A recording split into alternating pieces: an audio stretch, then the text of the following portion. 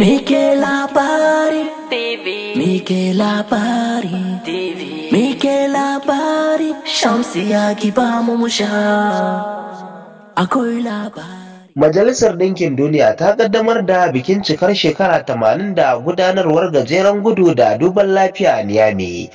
A ranar Asabar, ma'aikatan Majalisar Ɗinkin Duniya da ke Nijar sun fara shagulgulan tunawa da cikar shekaru 80 da kafuwar MDD-ONU ta hanyar gudanar da gajeren gudu na nisan kilomita 1.5 a cikin birnin Niamey.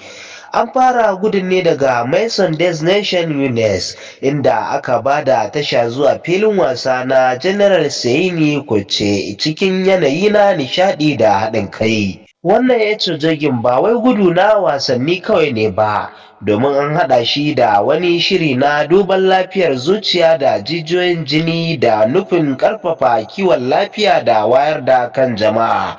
Taron ya samu halartar Coordinator Janar ta MDD a Nijar, sai kuma wakili daga hukumomin Majalisar Ɗinkin Duniya da kuma jakadu daga ƙasashen waje da kuma wakilin gwamnatin birnin Niamey. Wannan gagarumin taro shine farko a cikin jerin abubuwan da za a gudanar domin tunawa da shekaru 80 na ayyukan Majalisar Ɗinkin Duniya a duniya baki ɗaya, tare da bayyana gudunmawar da ta bayar wajen samar da zaman lafiya, ci gaba da jin kai tsakanin al'ummomi.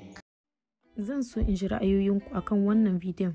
Idan shine zuwanku na farko a wannan tasha, ina mai gayyatar ku da ku danna mana wannan ɗan yatsa mai kalar shuɗi, sannan wannan maɓallin ja, sai ƙararrawa domin samun sababbin shirye-shiryenmu. Da haka nake ce muku sai an jima.